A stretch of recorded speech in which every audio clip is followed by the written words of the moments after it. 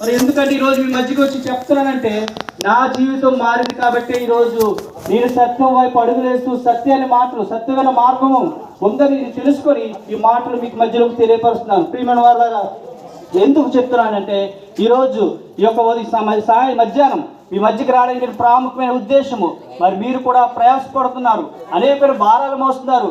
అయితే ప్రభువైన యేసుక్రీస్తు వారు మీ భారం అంతటికి ఆయన విశ్రాంతి ఇవ్వాలని ఆశ కలిగి ఉన్నాడు. అయితే మీరు ఒకటే ఒక పని చేయొచ్చు, మీ కుటుంబం మరి ఎన్నో ప్రయత్నాలు మరి ఎన్నో మీ శాంతి కోసము సమాధానం కోసము అనేకమైన ప్రదేశాలకు వెళ్తూ ఉంటారు. ఎందుకు అంటే మీరు కష్టపడింది మరి ఫలభరితంగా ఉండాలి, ఇంకా ఆశీర్వదింపబడాలి అని మీరు అన్నీ చేస్తూ ఉంటారు. ప్రియమైన వాళ్ళరా, ఇవన్నీ కూడా లోకంలో ఉన్న వాటి కోసమే మీరు మరి ఆశ కోసమే ఉంటారు. అయితే మీరు చనిపోతే ఎక్కడికి వెళ్తారని ఒక నిర్ణయం తీసుకుని ఈ యొక్క మధ్యాహ్నం అయితే ప్రియమైన వాళ్ళరా, మరి మేము చెప్తున్న విషయాలు కొన్ని విషయాలు మీరు ప్రాముఖ్యంగా మీరు కూడా పరలోకానికి వారసులు అవుతారు. అయితే మీరు మీ పాపము మరి ఏంటి, మరి భారం అనేది ఏంటి, మరి భారంలో లోకమైన భారం కాదు.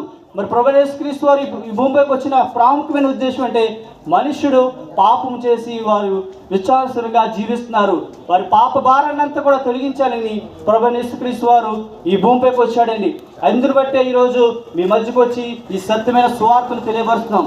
అయితే మీరు ఆలోచించండి ప్రియమైన వాళ్ళారా, ఈరోజు మరి మీ మధ్యకి రావడానికి నా ప్రాముఖ్యమైన ఉద్దేశం ఏంటంటే మరి మీరు కూడా ఒక్కొక్కప్పుడు మీ స్థితిలో మీరు తెలియకుండా మీరు అనేకమైన భారాలతో మీ జీవితాన్ని కొనసాగిస్తున్నారేమో, ఎక్కడ కూడా శాంతి లేకను సమాధానం లేకుండా మరి ఎవరు చెప్పుకోలేని బాధలతో మరి ఎంతో బలహీనంగా ఉన్నారేమో. అయితే ప్రియమైన వాళ్ళారా, ప్రభువైన యేసుక్రీస్తు వారు మీ మధ్యకి రావాలని ఆశ కలిగి ఉన్నాడు. అయితే మీ హృదయంలో మీరు చోటిస్తే మరి ఆయన వస్తాడు, మీ జీవితం మారుతుంది.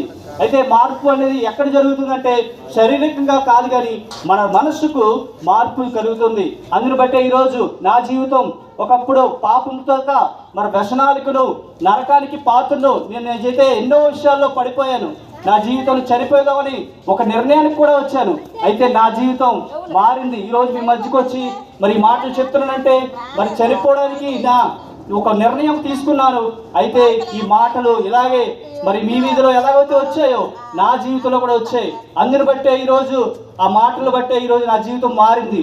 అందుని బట్టే ఈరోజు సజీవులుగా నేనున్నాను, నా జీవితంలో ఒక సాక్షిగా ఉన్నాను. అయితే ప్రియమైన వాళ్ళారా, మీరు కూడా మీరు తెలియకుండా మీ జీవితంలో మార్పు చెందాలి.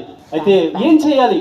మీరేమీ చేయవసరం లేదు, మీ పేర్లు మార్చుకోవసరం లేదు, మరి మీ ఊరిని మార్చుకోవసరం లేదు, మరి మీ యొక్క ఏది అవసరం లేదు, మీ యొక్క ఎక్కడున్నా మీరు ఏమి మతానికి ఏమికి మార్చుకోవసరం లేదు.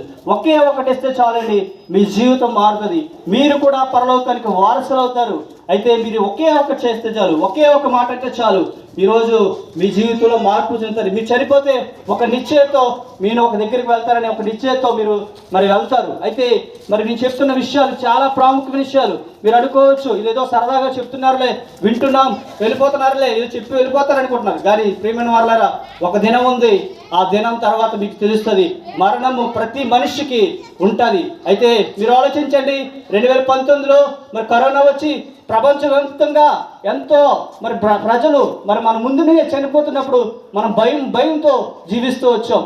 మరి కుటుంబాలు మరి చనిపోయినప్పుడు మరి వారి సమాధి కార్యక్రమాలు కూడా చేయలేని పరిస్థితుల్లోకి వెళ్ళిపోయారు. మరి మానవుడిగా చూడండి, ఏ భేదం లేదు, అందరూ పాపం చేసి దేవుడు అనుగ్రహించి మహిమ పొందుకోలేకపోతున్నారు. ఎందుకంటే ఒక చనిపోయిన వ్యక్తిని మరి భూశాపను కూడా వెళ్ళలేని పరిస్థితి అయిపోయింది. అయితే ప్రియమైన వాళ్ళారా, ఈ లోకం శాశ్వతమైనది కాదు. మీరు చనిపోతే మీరు ఎక్కడికి వెళ్తారు? ఈ యొక్క మధ్యాహ్న కలశంలో ఈ ప్రశ్నతో మేము వెళ్ళిపోతున్నాం కాదు. ఈ ప్రశ్నకి మీరు ఆన్సర్ తెలుసుకోండి, మీ జీవితాలు మారుతాయి.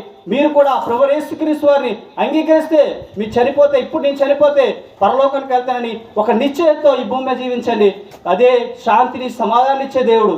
ఆ దేవుడి కోసమే మేము తెలియపరచడానికి వచ్చాం. మీరు ఆలోచించండి, మీరు చేతుల ద్వారా చేసిన పాపాలకి ఆయన చేతులకు ముళ్ళ కిరీటాలు కొట్టబడుతూ వచ్చాయి. మీరు చేసిన తలతో ఎన్నో భయంకరమైన ఆలోచనలతో మీరు ఆలోచిస్తూ ఉన్నప్పుడు ఆయన తలకి ముళ్ళ కిరీటం కొట్టబడుతూ వచ్చింది. మరి మీరు చేసిన నడకల ద్వారా మరి ఆయన కాళ్ళకు బేకులు కొట్టబడుతూ వచ్చాయి. మరి మీరు చేసిన శరీరంలో మరి మనందరం చేసిన శరీరంతో చేసిన పాపాలు బట్టి ఆయన శరీరానికి గాయాలు కొట్టబడుతూ వచ్చాయి. మీరు ఆలోచించండి, మరి బైబిల్ చర్చింగ్ చూడండి, 39 గాయాలు. ఎవ్వరు కూడా ఈ బైబిల్లో ఎవ్వరు కూడా అన్ని గాయాలు తినలేదు. ఒకే ఒక మానవుడు ప్రభువైన యేసుక్రీస్తు వారు, ఆయన మాత్రమే గాయాలు గాయం పరుస్తూ వచ్చాడు. అందుని బట్టే ఈ రోజు మీ మధ్యకు వచ్చి ఈ సొంతమైన మాటలు తెలియపరుస్తున్నాం. ప్రియమైన వారులారా, ఇది ఒక విజ్ఞప్తి. నా జీవితం మారింది, మీరు మారాలనే నా ఆశ. మరి నా అత్యాశ బట్టి ఈరోజు మీ మధ్యకు వచ్చి ఈ సత్యమైన మాటలు తెలియపరుస్తున్నాను. మరి మనిషి చనిపోక ముందు ఈ మానవుడిగా ఉన్న మనిషి 39 రోగాల కంటే ఎక్కువగా రోగాలు లేవు మనిషికి. అందుని బట్టే ఆ 39 రోగాలు ఎవరు తీర్చగలరంటే ప్రభువైన యేసుక్రీస్తు వారే. అందుని బట్టి ఈరోజు 39 గాయాలు పరుస్తూ మనకు స్వస్థత వరకు ఆయన శిలువలో ఎక్కబడుతూ వచ్చాడు. అందుని బట్టే ప్రియమైన వారులారా, మా హృదయపూర్వకంగా చెప్తున్నాను, మీ జీవితం మారుతుంది, మీ యొక్క భోగములు మారుతాయి, మీ యొక్క కుటుంబం మారుతుంది.